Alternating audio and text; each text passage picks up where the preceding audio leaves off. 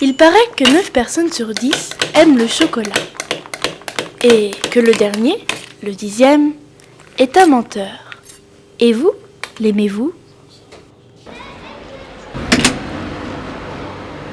Bonjour. Vous aimez bien le chocolat ? Alors là, on peut vous donner tout ce que vous aimez.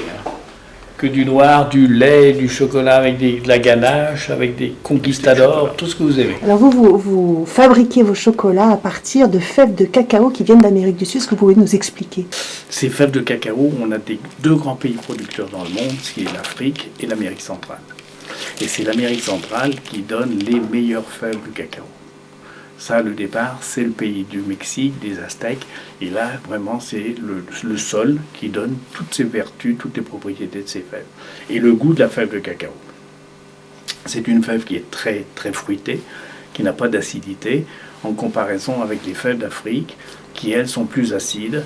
Et cette acidité, donc, pour l'enlever, la neutraliser, il faut mettre du sucre. Et plus on mettra de sucre dans ces fèves de cacao, plus on perdra donc le goût du chocolat. Ce qui fait que quand on achète du chocolat, il faut regarder la provenance de la fève de cacao. Toutes ces petites fèves, donc on a dit qu'elles venaient du Venezuela, et au départ, elles sont dans une cabosse. Cette cabosse, elle est accrochée sur un arbre, sur le cacaoyer. Et ça, c'est accroché directement sur le tronc de l'arbre.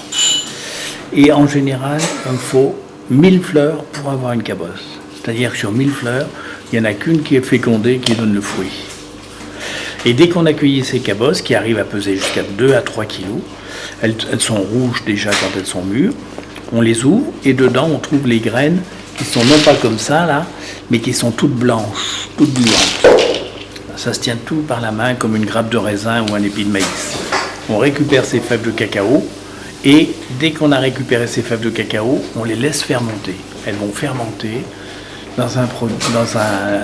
à l'air libre pratiquement, et sous la chaleur et l'humidité de l'équateur, cette fermentation va donc amener tous les arômes du chocolat. Ça, c'est important. Les arômes arrivent, et là, déjà, la fermentation est d'une grande importance. Ensuite, ça va être séché au soleil. On les fait bien, on les étale sur des planches au soleil, on les remue, on les fait sécher. Dès qu'elles sont sèches, on les met en grand sac de 50 kg. Et là, elles arrivent en France. Là, on va les torréfier.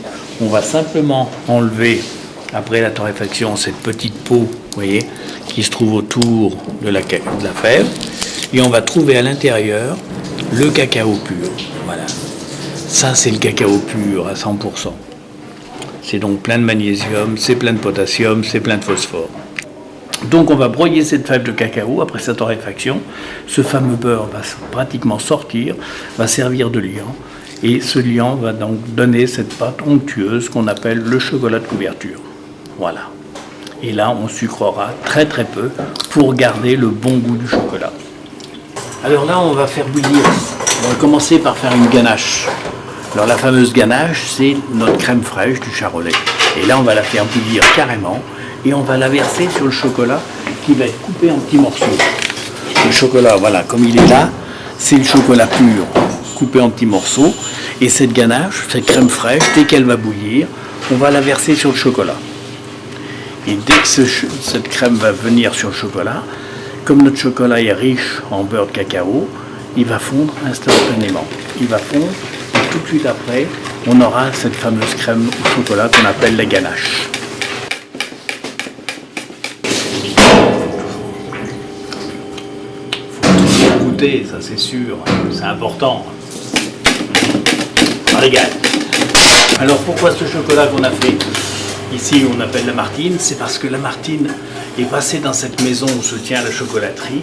Il y a séjourné, il y avait un ami, il venait souvent le voir, et même il a écrit dans cette maison. Et en honneur à la Martine, en son hommage, on lui a fait ce fameux chocolat qu'on appelle la Martine, bien sûr. Et on en a fait un aussi pour Graziella, qui était son ami. Maintenant ma ganache est bien lisse, mon chocolat est bien fondu. On va laisser refroidir un petit peu.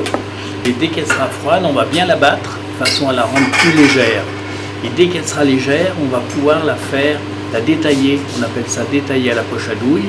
Et on pourra faire des petits pâtés de chocolat. Et tous ces petits pâtés de chocolat, on va les tremper un par un dans le chocolat de couverture. Et tout ça se fait à la main, bien minutieusement. Il faut bien enrober cette ganache de façon à bien la couvrir de chocolat, à protéger notre crème fraîche au moins pendant 15 jours.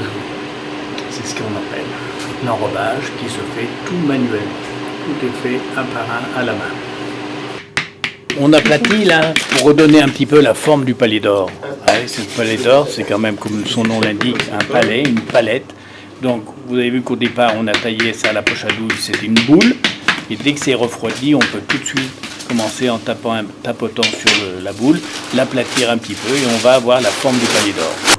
Alors pourquoi on a fait le palais d'or? Eh bien le palais d'or, il faut dire que tous les chocolatiers sont tenus de faire un palais d'or parce que le palais d'or, c'est le chocolat de référence. Le palais d'or, il détermine la qualité de la crème fraîche qu'on emploie, il détermine la qualité de la fève de cacao qu'on emploie. Et en règle générale, quand un palais d'or plaît à un consommateur, tout le reste de la fabrication de l'artisan chocolatier peut plaire au consommateur, à l'amateur de chocolat. C'est vraiment le chocolat de référence. On va commencer de tremper les palais d'or dans le chocolat de couverture. Alors voilà un chocolat de couverture comme il est. Ça, c'est uniquement la fève de cacao qui a été broyée avec très peu de sucre. Et tout ce qui donne la fluidité de chocolat, c'est le fameux beurre de cacao, la fameuse matière grasse qu'il y a dans la fève et qui donne cette fluidité. Et comme on est là à 70% de cacao, donc on a un chocolat qui est très très liquide, très onctueux, très fluide. On a dit qu'on faisait un palais d'or, donc il faut absolument qu'on ait de l'or. Et ça, c'est l'or véritable. Vous voyez, 22 carats. On va un petit peu l'étaler.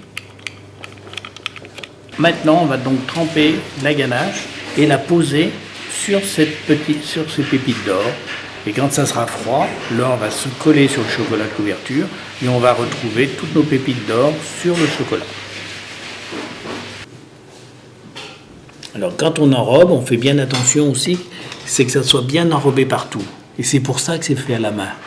Parce que si on avait le moindre petit trou d'air, l'air rentrerait et viendrait taquiner notre crème fraîche. Et ça la ferait altérer. Donc elle s'abîmerait tout de suite. Il faut donc que ça soit bien enrobé. Et le seul enrobage, ça peut se faire qu'à la main. Ça, c'est le rôle de l'artisan. On dit que le chocolat a des vertus. Bien sûr, le chocolat est plein de vertus, puisqu'on a dit que c'était un anti-stress, c'est un euphorisant, ça fait monter le taux d'adrénaline dans le sang et c'est ça qui rend le chocolat donc euphorisant. Et en même temps, c'est plein de vitamines, donc c'est énergétique. Le bon chocolat, il faut manger du chocolat avec au moins 60% de cacao, ça j'insiste, pour retrouver toutes les vertus de ces fèves de cacao. Est-ce que ça fait grossir le chocolat? Pas du tout, quand il n'est pas sucré, il ne peut pas faire grossir.